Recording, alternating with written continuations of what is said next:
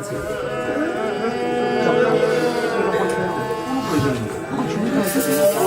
আপনি যেমন নিতে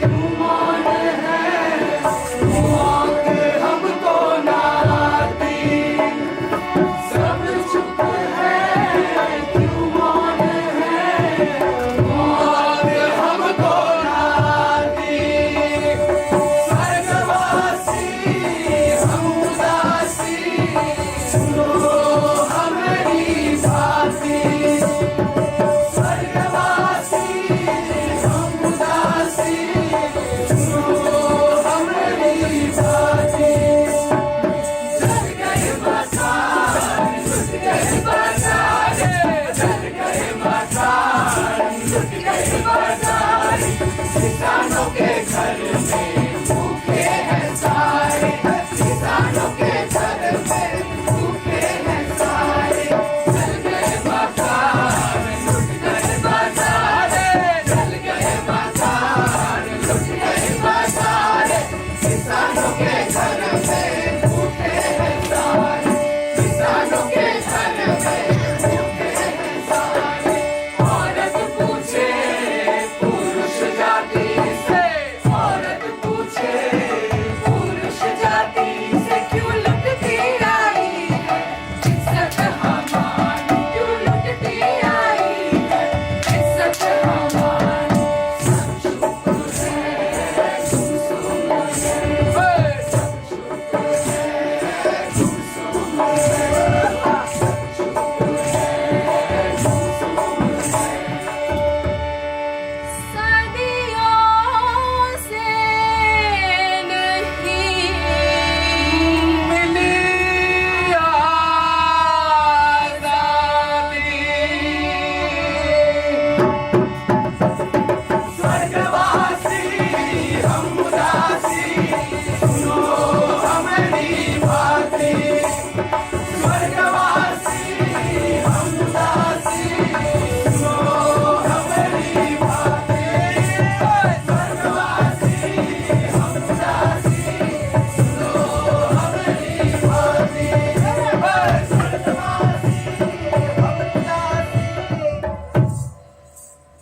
बाती।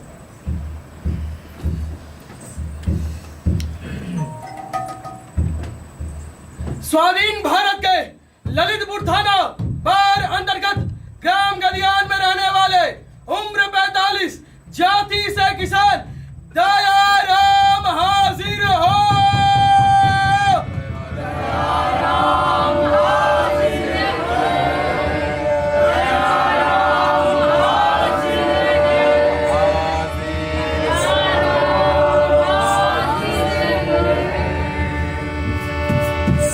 ये क्या? दयाराम का समय तो अभी पूरा नहीं हुआ। अरे इसे क्यों उठा लाए मूर्ख? चित्रगुप्त जी, मैं क्या करता, इसी ने मुझे जबरदस्ती पकड़ लिया। जबरदस्ती?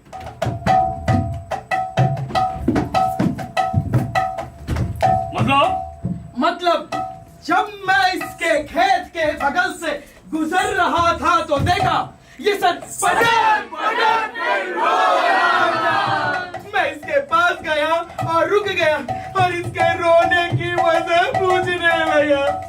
बातचीत के दौरान जब इसे पता चला कि मैं आपका दूध हूं, फिर क्या, ये मेरी गर्दन पर लटक गया और कहने लगा इसके दुखों से मैं ही इसे मुक्ति दिला सकता हूं। नहीं, मैंने बार बार कहा ऐसा नहीं हो सकता, लेकिन इसने मेरी एक न सुनी और लटका ही रहा। फिर मैं क्या करता, इसके खेत वाले पेड़ से इसे लटकाया और अपने साथ यहाँ ले आया। चलता नहीं। अरे पगले, ये तो तूने अनर्थ कर दिया। इससे पहले कि इसके घर वाले इसकी देह को अग्निदेव के हवाले कर दे, जा इसे वापस इसकी देह में वापस सौंप कर आ। नहीं चित्रगुप्त जी, नहीं, ऐसा ऐसा अत्याचार ना करे, बल्कि आपसे विनती है कि आप मेरे घर वालों को भी यही बुला ले, आपका बड़ा एहसान होगा। नहीं दयाराम, हम ऐसा नहीं कर सकते। दयाराम, तुम्हारी परेशानी क्या है जो तुमने ऐसा किया? साहब जी, परेशानी नहीं, हम किसानों की मजबूरी कहिए इसे।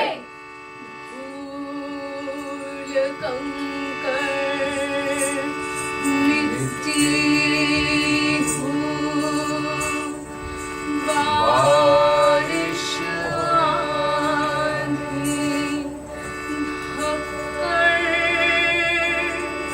सब सहने हैं रातों की नींद गिरवी रखकर। फूल कंकर मिट्टी धूप बारिश आंधी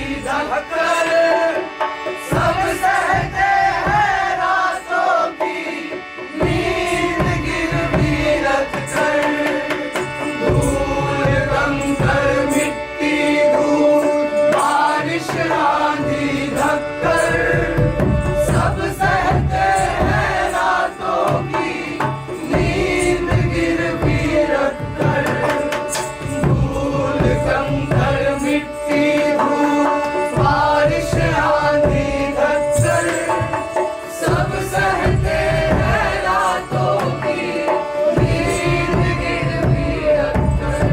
फिर भी मिलती नहीं सही कीमत फसल की। अपने परिवार और बच्चों का पेट भी नहीं भर पाते।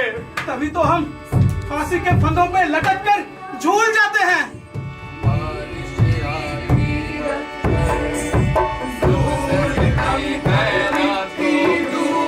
बारिश आंधी धक्कर सब सहते हैं रातों की नींद गिर भी रखकर।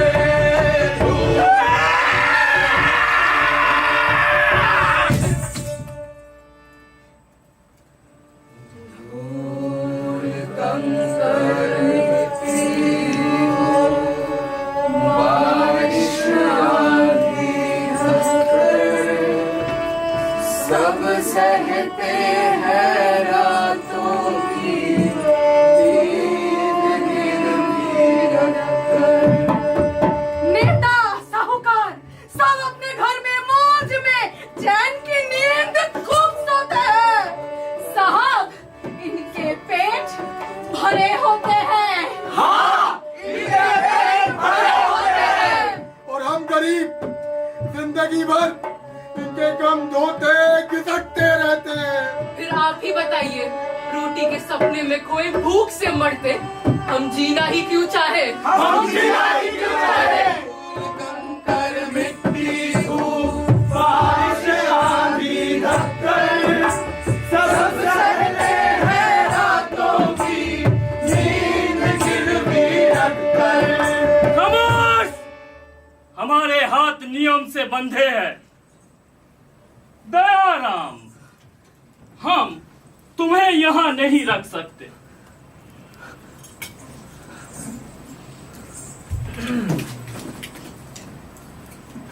दयाराम को वापस धरती पर छोड़ा जाए और इसे असमय यहां लाने वाले दूत को यह सजा दी जाती है कि वो 1 साल तक धरती पर रहकर किसानों के साथ खेती करने में इसकी मदद करे। नहीं।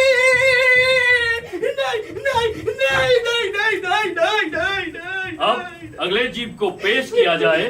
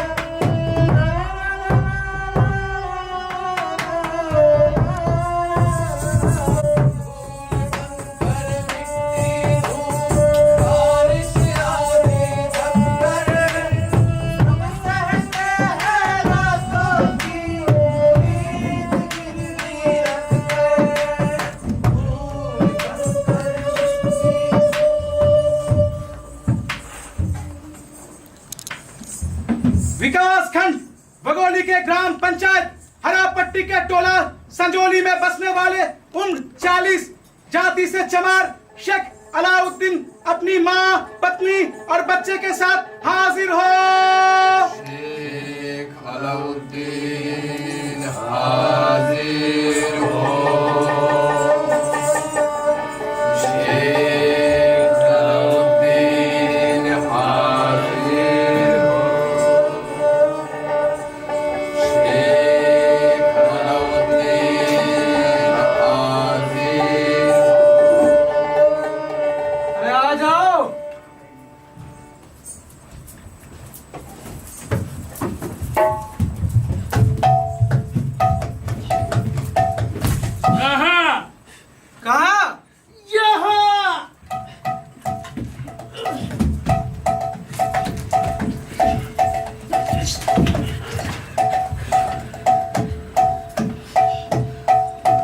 अलाउद्दीन, फारिदा, शहनाज, नासिर, असद। एक साथ इतने लोग? चित्रगुप्त, ये क्या है? महाराज, इन सब लोगों की मृत्यु एक साथ ही लिखी थी। हाँ महाराज, इन लोग को लाने में मुझे काफी परेशानी का सामना करना पड़ा। हाँ महाराज, हमारे बेचारे इस दूत को इनके इन जीवों ने बंधी बना लिया और कहने लगे कि हमने तो बस रोटी मांगी थी और तुम्हारे देवता यानी आप महाराज, आपने इनका घर ही जला दिया और कहने लगे अब तुम भी भूख का मजा चखो। किसने कहा? मैंने लगाई आग? इन्होंने महाराज, इन लोगों ने। हे मृत्यु के देवता, ये देख, ये मेरी माँ है और ये मेरे बच्चों की माँ, ये मेरे बच्चे। महाराज, मेरी माँ ने मुझे सिखाया कि रोटी पसीने से आती है। सिखाया माँ ने रोटी आती है पसीने से। सिखाया माँ ने रोटी आती है पसीने से। सिखाया माँ ने रोटी आती है पसीने से। सिखाया माँ ने रोटी आती है पसीने से। मगर उसकी हिफाजत का काम बहुत मुश्किल होता है। जरूरत पड़ने पर उसके लिए खून जलाना पड़ता है। सिखाया माँ ने रोटी आती है खून जलाने से। सिखाया माँ ने रोटी आती है खून जलाने से। मैंने सारा पसीना बहा दिया, खून भी जलाया। बहाया पसीना हमने, जलाया खून सारा। बहाया पसीना हमने, जलाया खून सारा। मगर रोटी नहीं आई। बोलो, कहाँ गई रोटी? रोटी नहीं मिली रे भैया, रोटी नहीं मिली। रोटी नहीं मिली रे भैया, रोटी नहीं मिली। जात पात की आड़ में तुमने हमें ये संगीने, ये गोलियां दी, मगर फिर भी हमें रोटी नहीं मिली। रोटी नहीं मिली रे भैया, रोटी नहीं मिली रे भैया, रोटी नहीं मिली रे भैया, रोटी नहीं मिली। हम 4 दिनों से भूखे थे, दंगे की वजह से अपनी झोपड़ी में छिपे हुए थे। रोटी नहीं मिली रे भैया, रोटी नहीं मिली। रोटी नहीं मिली रे भैया, रोटी नहीं मिली। मेरी माँ और मेरे बच्चों के लिए भूख जब बर्दाश्त के बाहर हुई तो मैंने लोगों से रोटी मांगी और लोगों ने चूल्हे की जगह मेरा घर ही सुलगा दिया। अरे भैया, रोटी नहीं मिली रे भैया, रोटी नहीं मिली। रोटी नहीं मिली रे भैया, रोटी नहीं मिली। देखिए सब कैसे हट गए हैं। तेरी झोपड़ी का कोई दवा है? ये लोग रोटी है, कौन इसको कहेगा इन्हें रोटी? और आप सब भी क्या ऐसे ही रोटी खाते हैं? इस शराब पकने के लिए आपके यहाँ कितने प्राणी बचे हैं? अच्छा छोड़िए, चलिए हम भी देखते हैं। आपके यहाँ कैसी बनती है रोटी? कैसी लगती है रोटी? रोटी नहीं मिली रे भैया, रोटी नहीं मिली, रोटी नहीं मिली रे भैया, रोटी नहीं मिली।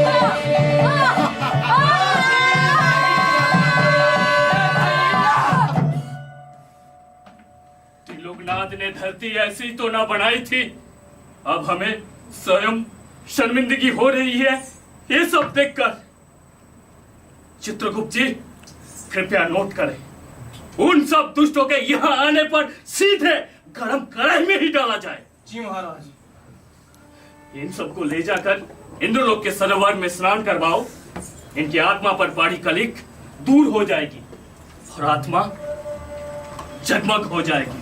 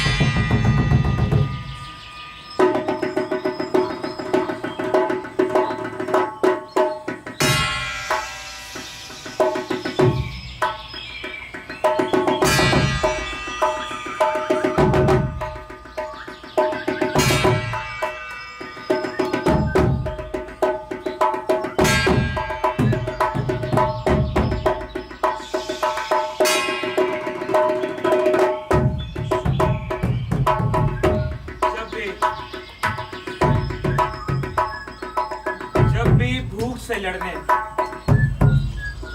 कोई खड़ा हो जाता, सुंदर दिखने लगता, छोड़ता बाज, फल उठाए सांप,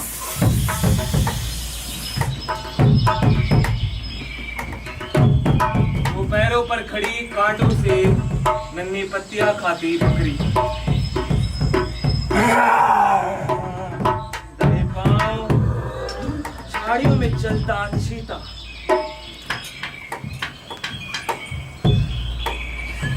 डाल पर उल्टा लटक फल कुतरता तोता, या इन सब की जगह आदमी होता, जब बेभूख से लड़ने कोई खड़ा हो जाता है, सुंदर दिखने लगता है। सुंदर दिखने लगता है। ये कौन है? चित्रगुप्त, ये कौन है? हे महाराज।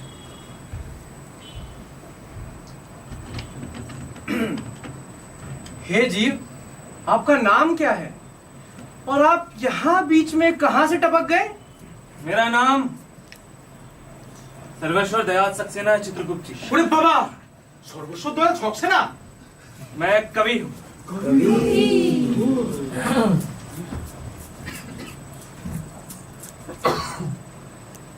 ओ तेरी!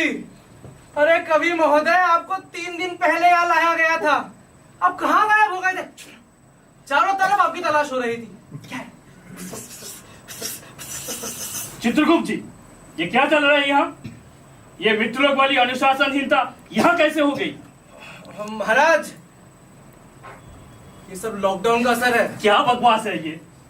लगता है आपका रिटायरमेंट का वक्त आ गया है। कहिए कवि जी, आप कहाँ गायब हो गए थे? यहाँ की व्यवस्था को खराब करना क्या आपको शोभा देता है? सुनिए यमराज, घने कोहरे से ढकी वीरान वादी में जब मैं दबे पैरों टहल रहा था कि अचानक लगा जैसे मेरे प्राण कोटर में बैठे पक्षी के पंख फड़फड़ाने लगे। अंधेरी छाया लगी हिलने, मेरी सांसें लड़खड़ाने लगी, सिर झुकने लगा। तो मैं समझ गया कि अब मैं नहीं हूं शेष। फिर लगा जैसे द्वार चरमराए अंधगृहवासी मौन सन्यासी जैसा कोई शून्य टटोल टटोल मेरी तरफ अपनी बाहें बढ़ा रहा है। तो मैं समझ गया कि आपका आदमी आ गया। मैंने उससे पूछा, आ गए तुम? लेकिन वो बिना कुछ कहे मुझे यहां ले आया। सारे रास्ते एक खामोश रहा। लेकिन सुनिए यमराज, बिना कुछ कहे ना तो मुझे मरना पसंद था और ना ही बिना कुछ कहे मुझे यहां रहना पसंद होगा। बिना कुछ कहे सांसें घुटती है मेरी। अब क्या हमारे लाश को भी नाटकीय पोशाक पहना कर नचाएंगे? कवि हूं मैं, विद्रोह स्वभाव है मेरा, लेख पर नहीं चल सकता, इसलिए आपके इस लोक का चक्कर लगा रहा। देखो कवि, यहाँ सबके लिए एक सा नियम है, उसे ही मानकर सबको चलना पड़ता है। यहाँ आपका विद्रोह या कविताएं नहीं चलेगी। क्षमा कीजिएगा यमराज, मैं नहीं कहता कि आपके नियम नहीं चलेंगे। ये सभी मानते हैं, मैं भी मान लूंगा। लेकिन यहाँ पैर रखने की कोई ऐसी जगह तो हो, एक अंगुल भूमि भी मुझे ऐसी मिले जहां मैं जो हूं वही बनकर खड़ा रह सकूं, एक क्षण को ही सही सिर उठा सकूं, जो सत्य समझो उसे देखूं, सुनूं और कह सकूं। क्या ये बहुत बड़ी बात मैंने कह दी? और जितना भी असंभव है, दूसरों की दृष्टि से हमें खुद को देखना इतना जरूरी है। मैं कुछ नहीं। ये आप क्या कहते जा रहे हैं कवि महोदय? ये मृत्यु लोक नहीं जहां भेदभाव हो। यहाँ तो चतुर्दिक सत्य का ही निवास है। यहाँ सभी को उनके कर्मों के आधार पर फल मिलता है कवि पता है महोदय। चित्रगुप्त जी, पता है, मगर क्या आपको पता है कि हमारे कर्मों को यहीं से कंट्रोल किया जाता है? मैं बहरा था क्योंकि आप अनसुनी करते रहे। मैं अंधा था क्योंकि आप अनदेखी कराने के लिए मजबूर करते रहे। फिर ऐसा होने लगा कि पैरों तले का सांप तक मुझे दिखाई देना बंद हो गया। मरण शैया की पुकारे, रातों की चीख, लवारिस कराहे, सब सुनना बंद हो गया। वहां रहना न रहने की तरह हो गया। तो मैं यहां चला आया, उस बूझी वीरान वादी में स्वयं अपनी समाधि पर जैसे दीप जलाया।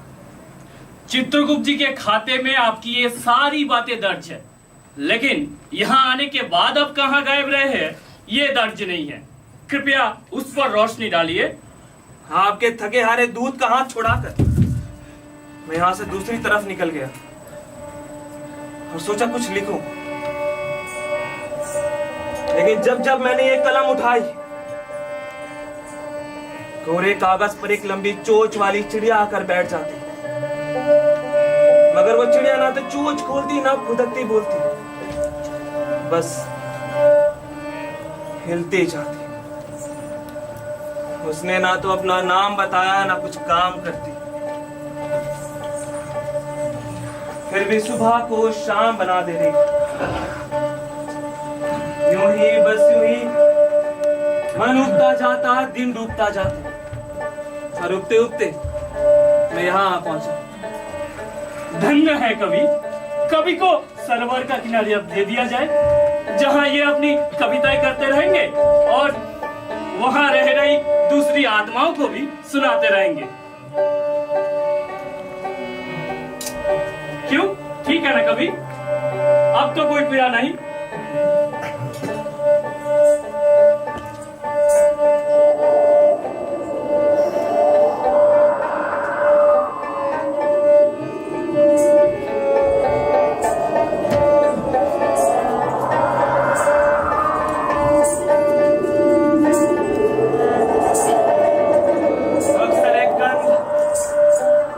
पास से गुजर जाती है,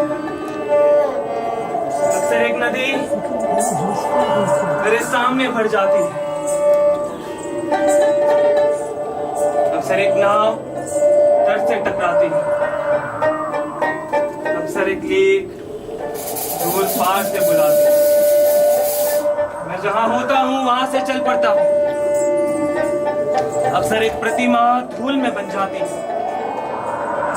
चांद जेब में पड़ा हुआ मिलता है, सूरज को गिलहरी पेड़ पर बैठे खाती है, अक्सर दुनिया मटर का दाना हो जाती है,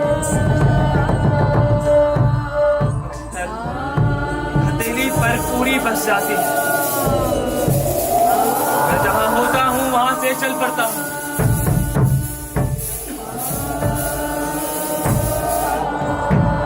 अक्सर एक रात चींटी सी रेंगती हुई आती है,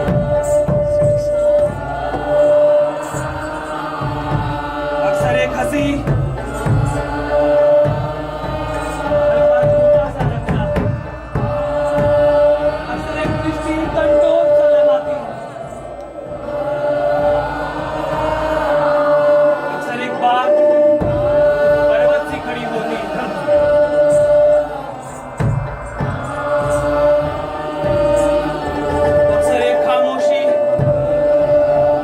कपड़े पहनाती है,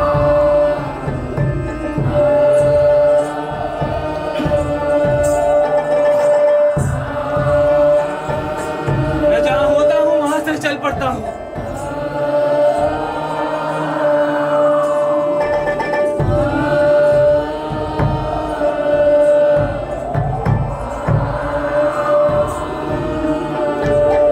अक्सर एक व्यथा यात्रा बन जाती है, अक्सर एक व्यथा यात्रा बन जाती है।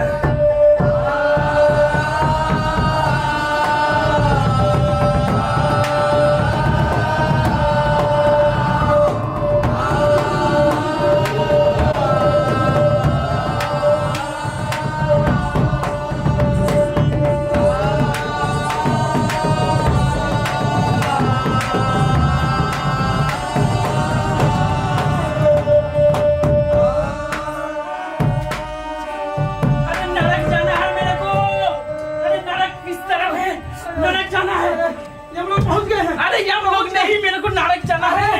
अरे छोड़ दे मेरे को, नरक नरक नहीं लेके जा सकता, बस यमलोक तक ही ला सकता हूँ। क्यों नहीं लेके जा सकता? मुझे लेके चल। ये मेरे को लेके चल नरक, मुझे नरक जाना है। किस तरफ है? अरे महाराज नहीं, महाराज। ये कौन है? ये कौन है? यही तो है महाराज। ये महाराज है? महाराज मिल गया, महाराज। अरे कौन है ये? महाराज, ये स्वाधीन भारत के पश्चिम बंगाल के कलकत्ते के संतोषपुर का अरुचिंतन आर्ट सेंटर का चपरासी है। मैं चपरासी हूँ, मुझे नरक जाना है, मुझे नरक भेज दीजिए महाराज। ये पता भी है नर्क में क्या होता है? अरे क्या होता है बोलिए ना। अरे वहाँ तुझे आग में भुना जाएगा। ठीक है। अरे वहाँ तुझे तेल के बड़े बड़े कड़ाहों में तला जाएगा। महिलाएं तलेगी ना। अरे इतने बड़े बड़े भालों बर्छों से छेदा जाएगा। आप भी कमाल करते चित्रगुप्त जी। अरे जब देह नहीं रहेगा तो छेदेगी कैसे? श्री कृष्ण ने कहा है, आत्मा को कोई काट नहीं सकता, कोई जला नहीं सकता, कोई छेद भी नहीं कर सकता। वाह, सही कहा तुमने। अगर दंड के डर को निकाल दिया जाए तो दुनिया की सारी रंगीनियां नर्क में मौजूद है। अरे तुम्हें तो पता है, मुझे भी पता है। अरे ब्लू फिल्म बनाने वाले लोग, अर्धनग्न चित्र बनाने वाले चित्रकार, कवि, आय हाय हाय, वो बॉलीवुड की नायिकाएं, आय हाय। जब प्यार किया तो डरना क्या, जब प्यार किया तो डरना, जब प्यार किया तो डरना। अरे फेसबुक का मार्क जुकरबर्ग, वही तो मिलेगा। नरक छोड़ दीजिए महाराज, दिमाग खराब हो रहा है मेरा। चित्रगुप्त, आज की कार्रवाई को अभी यही रोका जाए। मैं जा रहा हूँ सोमरस पीने। महाराज, नरक का क्या होगा महाराज? जब महाराज तुमसे भी एक काम ठीक से नहीं होता। महाराज मैं भी। अब मैं क्या करूं? अब इसका क्या करूं? ओए,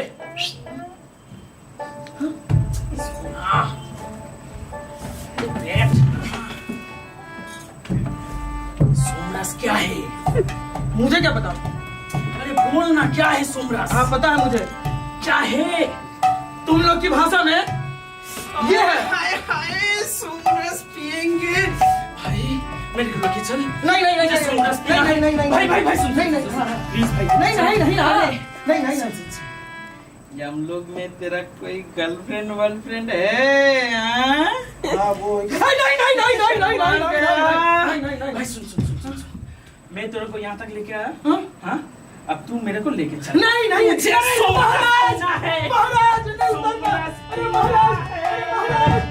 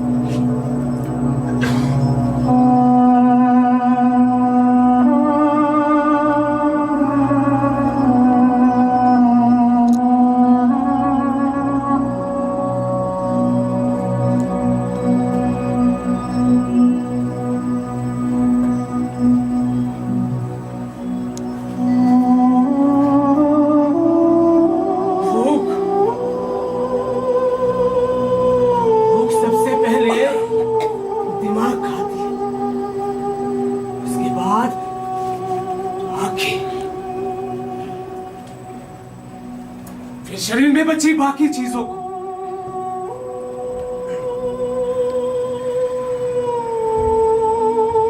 छोड़ती कुछ भी नहीं है ये भूख।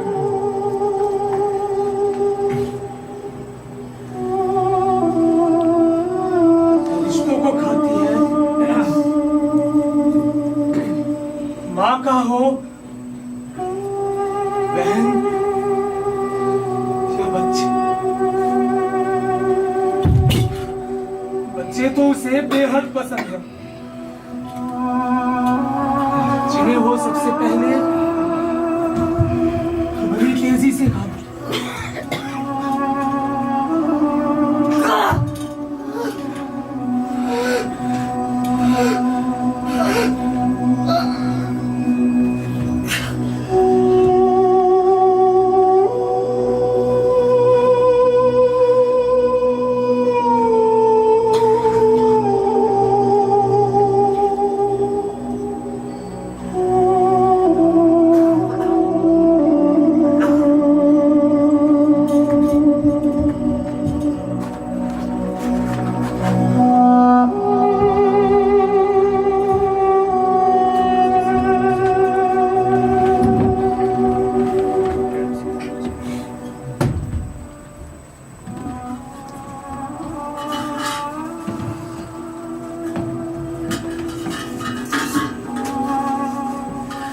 हे प्रभु, अब ये कौन है? मैं उनका परम भक्त हूँ। किस देवता के भक्त हो? देवता नहीं, कवि नरेश सक्सेना जी का भक्त हूँ। आज कवि दिवस है क्या चित्रगुप्त? ऐसे किसी दिवस का पालन यहाँ तो नहीं किया जाता महाराज। ये सब तो पृथ्वी पर होता है। लगता है आज ही सब अजीबोगरीब बातें होनी है। इस भक्त महोदय का लेखा जोखा प्रस्तुत किया जाए चित्रगुप्त जी। महाराज, ये स्वाधीन भारत के पुरुलिया जिला के सूबा बिहार के सिवान में स्थित थाना धमदाहा बस्ती रुपौली में रहने वाले मास्टर बाबूजी हैं। मास्टर बाबूजी है? जी हाँ महाराज, इसकी माँ ने इसका यही नाम रखा था। ये जाति से कायस्थ है और पेशे से प्राइमरी स्कूल का मास्टर। उम्र बस 40। अरे बाबू रे, तू भी आ गया रे। अरे आजा मेरे लाल, मुझे पता था तू अपनी माँ को अकेला नहीं छोड़ेगा। माते, कृपया करके शांत हो जाइए। अदालती कार्रवाई में विघ्न मत डालिए। हाँ तो बाबू, सच सच बतला, कैसे मारा तू? बुखार, कालाजार से या प्लेग महामारी से? कैसे मारा तू? सच सच बतला। महाराज, जो कहूंगा सच कहूंगा, झूठ नहीं बोलूंगा। हम ऐसे किसी व्याधि का नाम ही नहीं जानते जितना आपने अभी जिक्र किया। तो फिर कैसे मरा तू? पेचिस बधच भी अकाल से या भूख से? सावधान महाराज, नाम मत लीजिएगा हमारे समक्ष, फिर कभी भूख का। माई शांत हो जा। इन्हें नहीं पता ना कि हम गरीब कैसे मरते हैं, इसीलिए बेचारे पूछ रहे हैं। महाराज ये जो हमारी माई है ना, ये हमको बचपन से कहती आई थी कि बेटवा, जैसे जन्म के बाद मृत्यु आती है और दिन के बाद रात होती है ना, वैसे हर चीज का एक चक्र चलता है। हमारे भी दिन फिरेंगे, अभी जैसे है ना, उससे कुछ अलग दिन होंगे हमारे।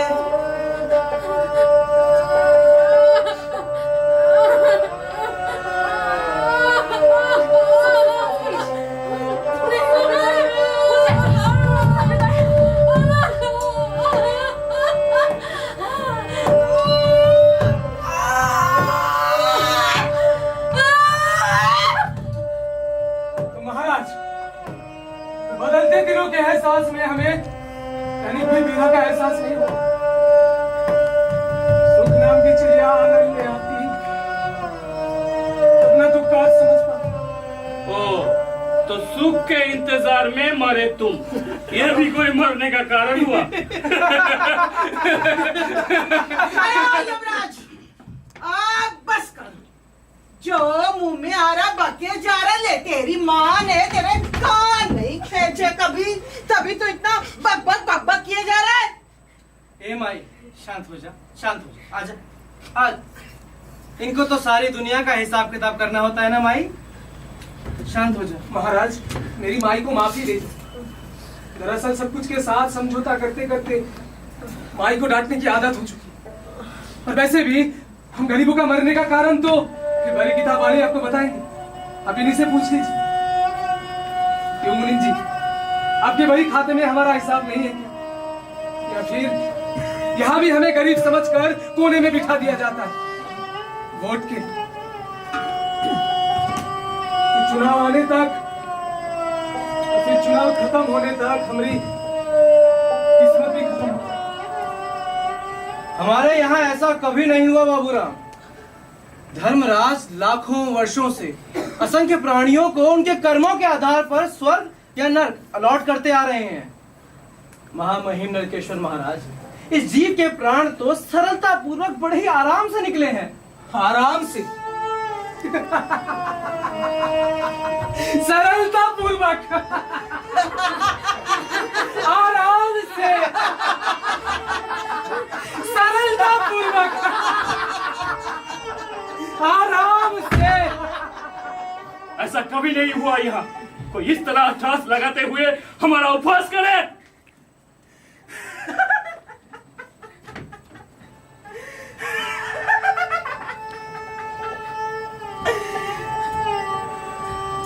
क्षमा कीजिए प्रभु।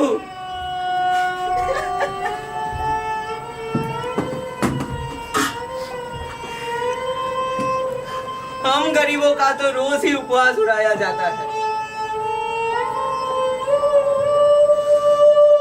हर पल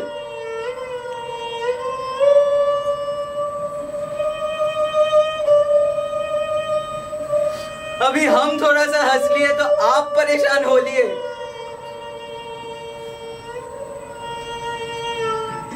चलिए बताइए,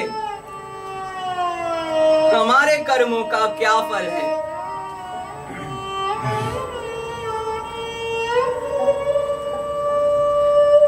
कर्म भी आपने लिखे हैं और फल भी आप ही देंगे। अपने अहंकार को तुष्ट करने के लिए हम जैसे खिलौनों को बनाकर आप खुश हो जाते हैं।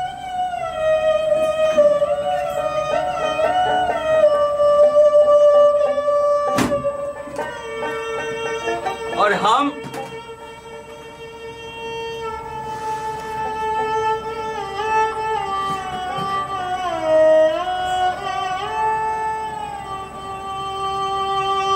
जिंदगी के जोकर बनकर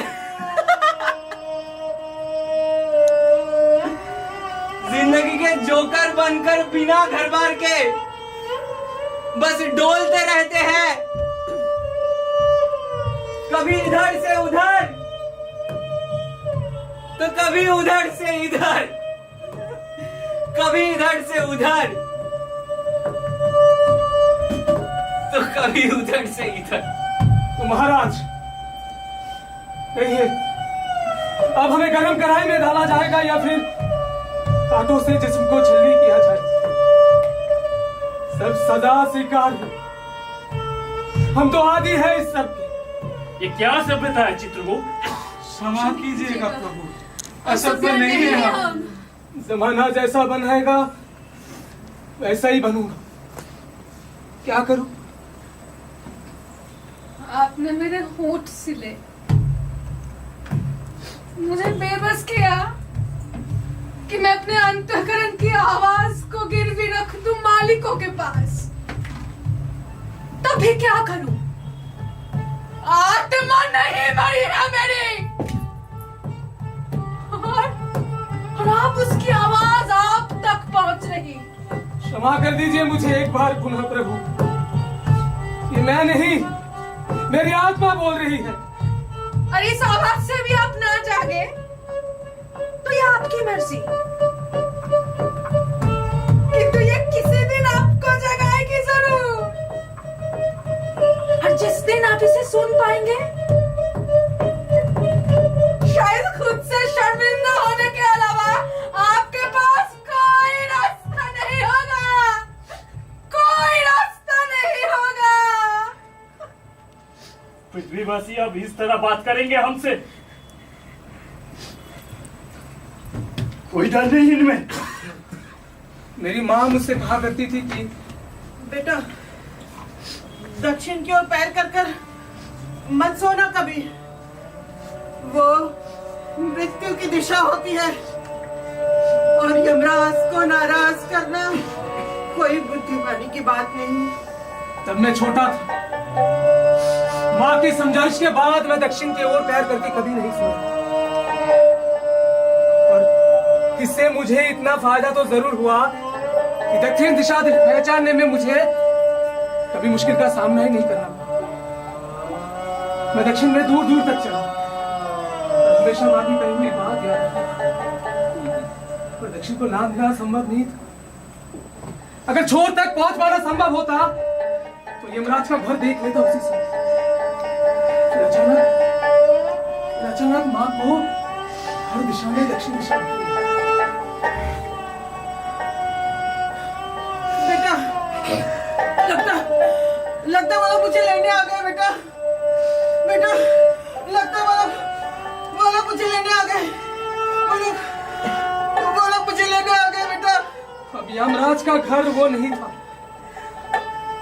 जो माँ जानती थी, जो मुझे सिखाया गया था। अब जिस ओर भी पैर करके सो वही दक्षिण दिशा बन जाती,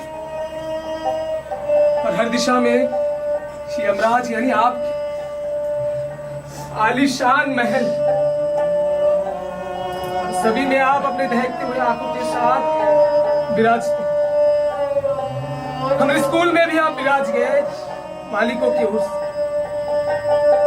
और एक दिन माँ अचानक गायब हो, फिर मेरे बच्चे गायब हो गए, मेरी पत्नी भी। और अब मैं भी यहाँ चला आया। पर यहाँ मेरी माँ तो दिख रही है, पर मेरे बच्चे और मेरे पत्नी कहाँ?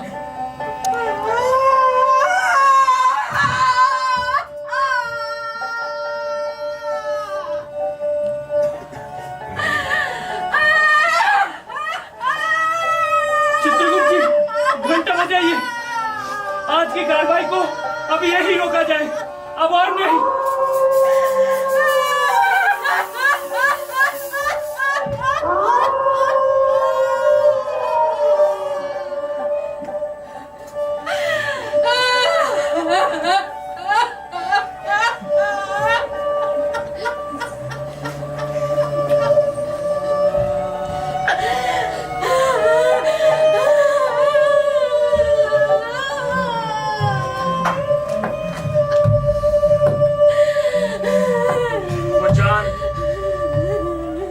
के घर दस्तखत कराने गया, और वो देखो आप सब, यहाँ से कितना साफ साफ दिख रहा है। नदिया कुओं के लिए महाकाव्य लिखने में व्यस्त है। अद्भुत है सब, हर खूबसूरत, हर नायाब चीज डरावनी लगने लगी। मैं भी अपने पुरखों की तरह वर्षों से अभिशप्त हूँ उपेक्षित किए जाने के लिए। आप भी उपेक्षित कर सकते हैं मुझे, ये सभा स्थगित कर सकते हैं। शिकायत का साहस न पहले था न अब।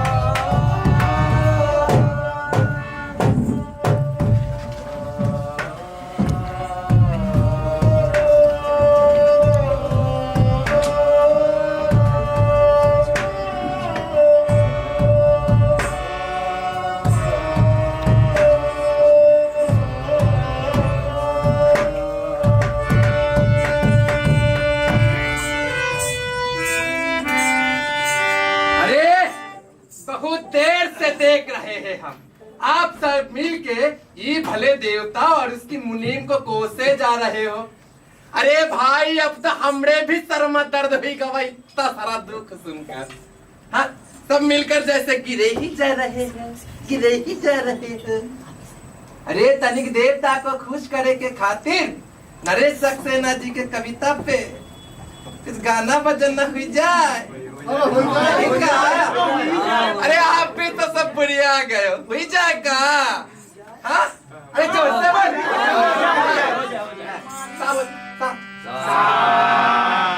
अरे सही से बोलो। अरे जोर से बोल। अरे बोल, ऐसा नहीं बोल, जोर से बोल। जोर से रे।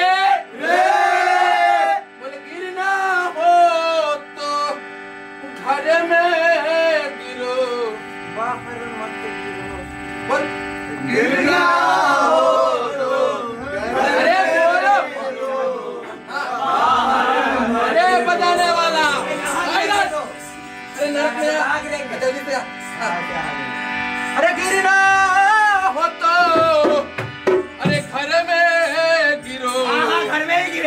बाहर मत गिरो। आगे बोलो। अरे गिरना हो तो घर में गिरो, बाहर मत गिरो। अरे गिरना हो तो घर में गिरो, बाहर मत गिरो। गिरना हो तो घर में गिरो, बाहर मत गिरो। गिरना हो तो घर में गिरो, बाहर मत गिरो। गिरना हो तो घर में गिरो, बाहर मत गिरो। चिट्ठी में गिरो, लिफाफे में बचे रहो, आंखों में गिरो। चिट्ठी में गिरो, लिफाफे में बचे रहो, आंखों में गिरो। गिरना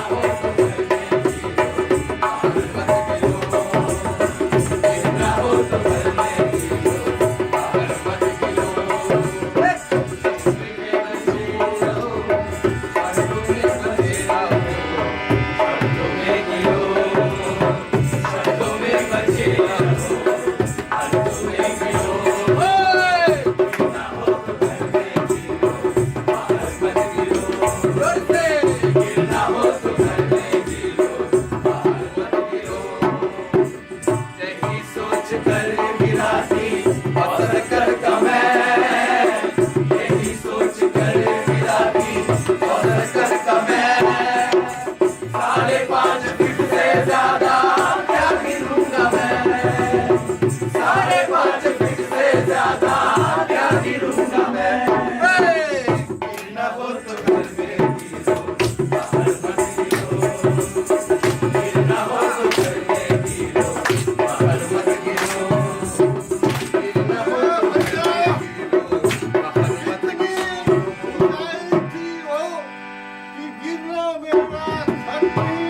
बाहर मत गिरो। ये चीजों के गिरने के नियम मनुष्य के गिरने पर लागू हो गए हैं। अगर गाना बजाना हो ही रहा है महाराज, तो क्यों ना ललिता दासी को भी बुला लिया जाए। गिरना हो तो घर में गिरो, बाहर मत गिरो। गिरना हो तो घर में गिरो, बाहर मत गिरो। हर वजन के लोग खाए पिए और अघाए लोग। हम लोग और तुम लोग एक साथ एक गति से एक ही दिशा में गिरते नजर आ रहे हैं। गिरते नजर आ रहे हैं, नजर आ रहे हैं। गिरते नजर आ रहे हैं, नजर आ रहे हैं। गिरते नजर आ रहे हैं, नजर आ रहे हैं। यही सोच करे गिरा की औसत कद कमै, यही सोच करे गिरा की औसत कद कमै। 5.5 फीट से ज्यादा क्या गिरूंगा मैं, 5.5 फीट से ज्यादा क्या गिरूंगा मैं। 5.5 फीट से ज्यादा क्या गिरूंगा मैं।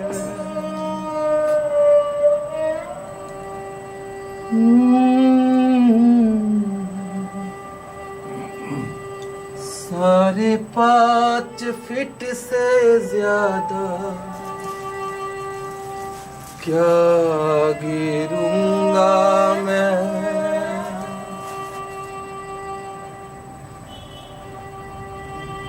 गिरना हो तो घर में गिरो, बाहर मत गिरो।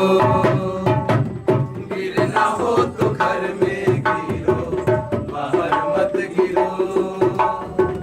गिरना हो तो घर में गिरो, बाहर मत गिरो। गिरना हो तो घर में गिरो, बाहर मत गिरो। गिरे हुए लोगों के गिरे हुए जीव और कितना गिरोगे? गिरे हुए लोग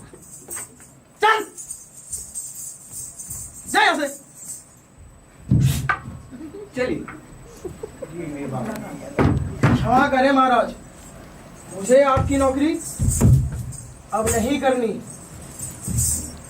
आप जो चाहे सजा दे दे, लेकिन मैं यहाँ और काम नहीं कर सकता। क्यों, क्या हो गया? आप खुद देख लीजिए। आ जाइए, आ जाइए आप लोग।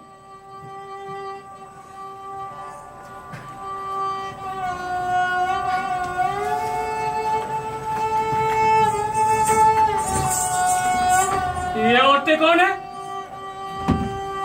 इस अवस्था में क्यों लाई गई है?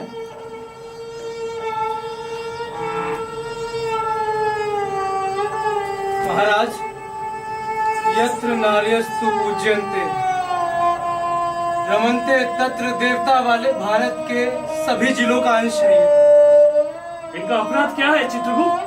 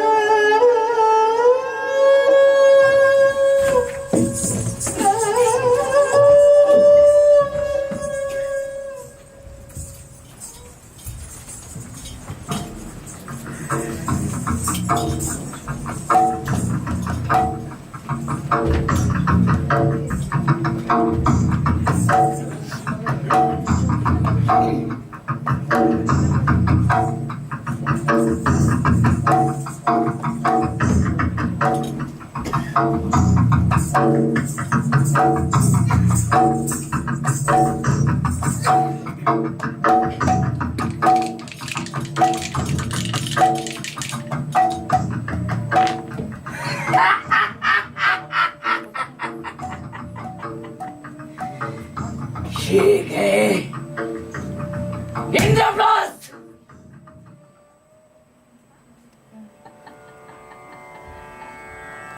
आपको अग्नि परीक्षा देनी पड़ेगी सीते। क्षमा कीजिएगा माते, पर आपको अग्नि परीक्षा देनी होगी। जब जब मैं क्षमा चाहती हूँ प्रभु, मैं अग्नि परीक्षा नहीं दूंगी। जब जब किसी औरत जात के साथ कुछ अक्षम घटित होता है तो दुनिया के हर कोने से लोग अपनी अपनी भाषा में कहते हैं, मिलोट के घर देर है अंधेर नहीं। उन पापियों को उनके कर्मों की सजा जरूर मिलेगी। युगों से सहती आ रही है औरत जात अपने होने के जुर्म की सजा। पैदा होते ही कोसी जाती है। गांवों में, कस्बों में, शहरों में, रिश्ते नातों में कहीं भी नहीं बख्शी जाती। हर बार मारी जाती है, लूटी जाती है, सामान के तौर पे।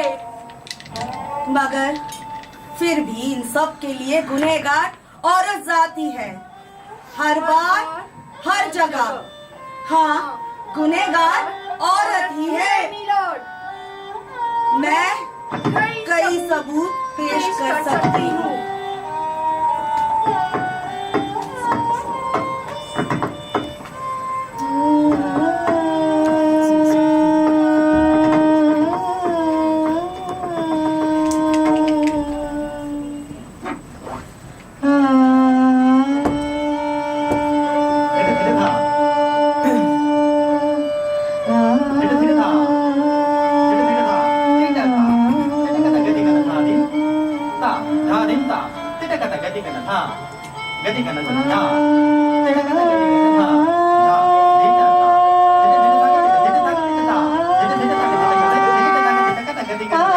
देखिए आपके लिए क्या लाए हैं। पहला सबूत, हजारों बरस पहले 5 बेटे एक बार एक दिन जंगल से भोजन की बजाय ले आए थे एक औरत। प्रणाम माते, देखिए आपके लिए क्या लाए हैं।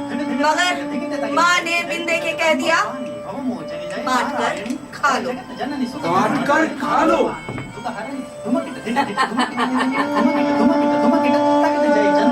ये गए पांचों पांडव। मगर लाई हुई स्त्री कोई भोज्य पदार्थ नहीं थी मिलाट, और वास्तविकता जानने के पश्चात भी दोनों पक्षों, कहने वाली और सुनने वालों द्वारा इस बात का विरोध न करना इस बात को प्रमाण करता है कि 1000 बरस पहले ही औरत जात को कहे और अनजाने में ही भोज्य पदार्थ प्रमाणित कर दिया गया था।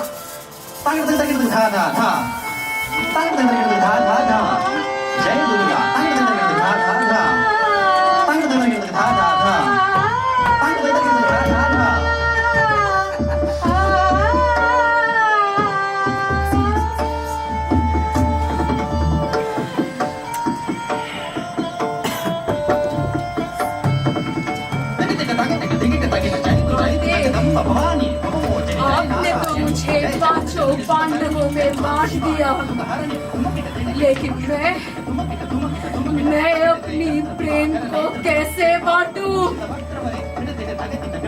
तुम्हें अग्नि परीक्षा देनी पड़ेगी सीते, और यही नियम है। और आप नियमों का उल्लंघन नहीं कर सकती माता। मैं किसी नियम को नहीं मानती। मैं स्त्री हूँ, मैं प्रकृति हूँ, और मैं ही नियम हूँ।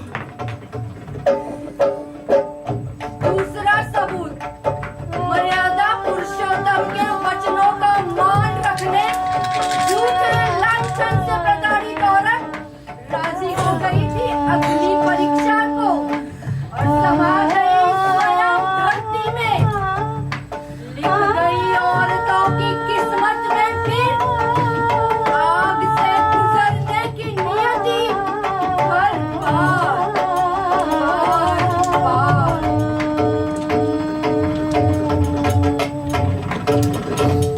तीसरा सबूत, खुद को भोज्य पदार्थ बना दिए जाने पर भी उस दिन उस औरत ने ना ही उस बात का विरोध किया और न तब आवाज बुलंद की जब उसे भरी सभा में पदार्थ की तरह जुए में दांव पर लगा दिया धर्म पुरुषों ने।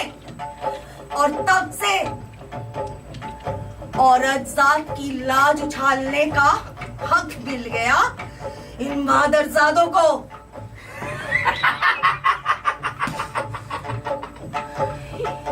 ये गई द्रौपदी।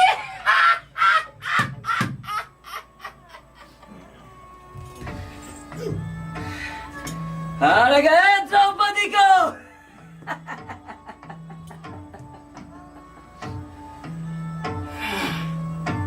दुशासन, लेकर आओ उस घमंडी स्त्री को, लेकर आओ द्रौपदी को।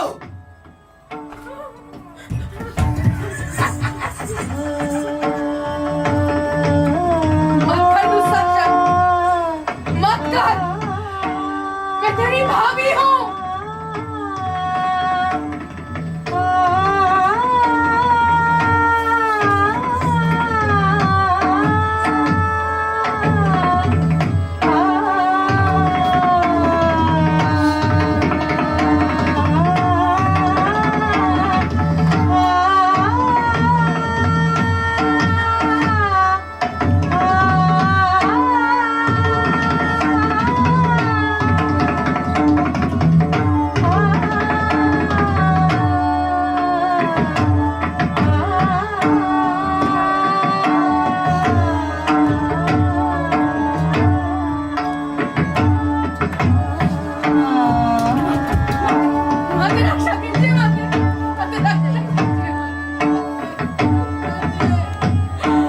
रक्षा कीजिए माते माते रक्षा कीजिए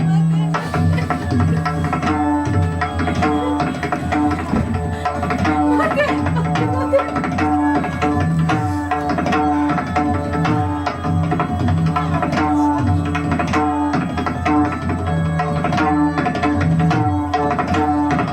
चौथा सबूत, हजारों बरस पहले अपने पति की कमजोरी को अपनाने की खातिर बांध कर पट्टी अपनी आंखों पर इस सत्य से भी आंखें मूंद ली कि उसने जन्म जन्मांतरों के लिए अंधी नस्ल की फसल बो दी है।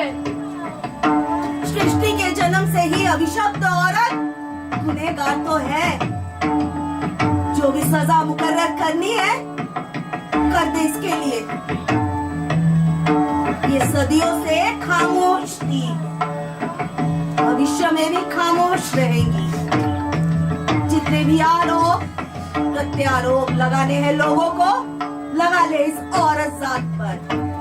बहुत बहुत संभावनाएं बाकी है इन्हें रोंदने के लिए। मगर याद रखिएगा मीलोड, खामोश आग की बगावत बड़ी भयानक होती है। संकल्प ले लिया अगर घात पर प्रतिघात करने का इस औरत ने, उस दिन आपका घर ही नहीं बचेगा। फैसला सदैव की भांति आपका है।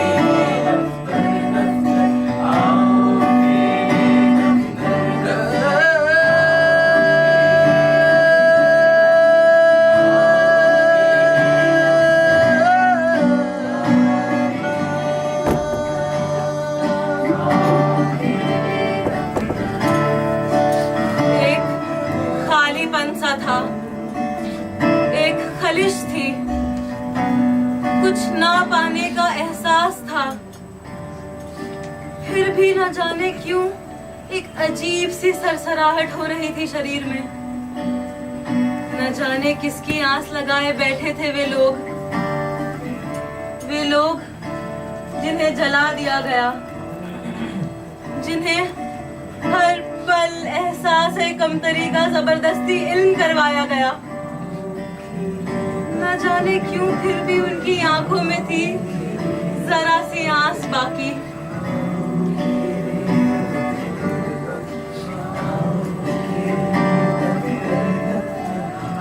इन सारी दुखी आत्माओं ने अपनी अपनी बात कहने के लिए ये दफ्तर बना लिया। ये वो दफ्तर नहीं जहां यमराज का हुक्म चलता हो, जहां चित्रगुप्त के बही खाते में हिसाब किताब लिखा जाता हो, या फिर यमदूत की मनमानी। आप सब यही सोच रहे होंगे ना कि फिर उनका क्या हुआ।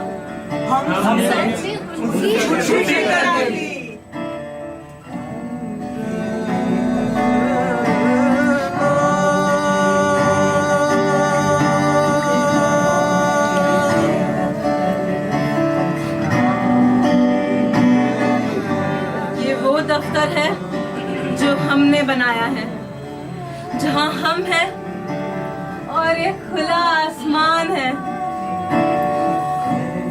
वो देखिए, किसान अपनी सपनों की फसल बो रहा है।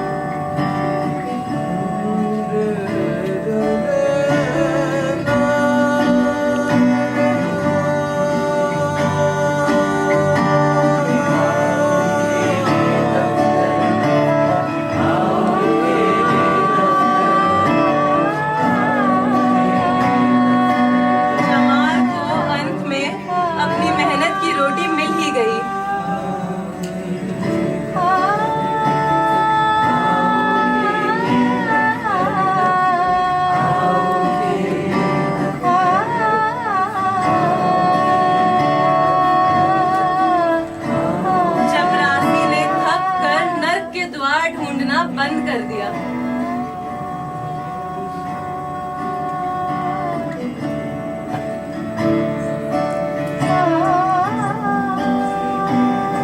और बाबू को मिल गया उसका परिवार।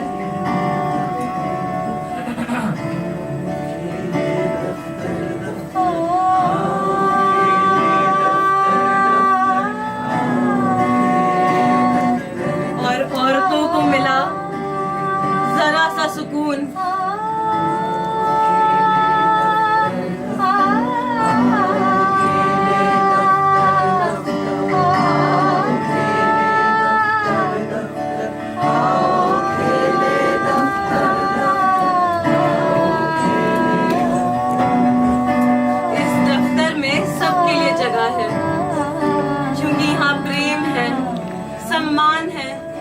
और एकता है। आप सब ये जरूर सोच रहे होंगे कि मैं कौन हूँ।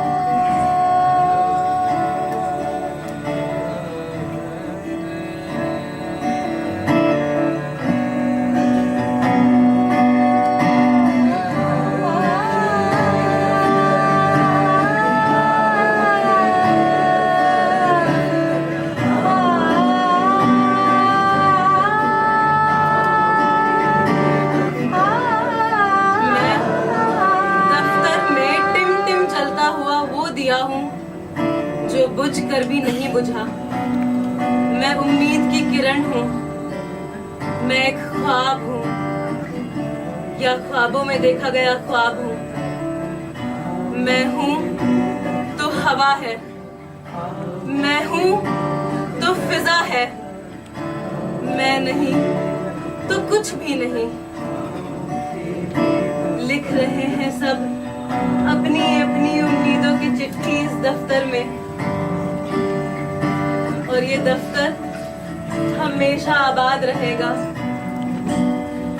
और दर्ज होती रहेंगी यहाँ उम्मीदों की चिट्ठियाँ।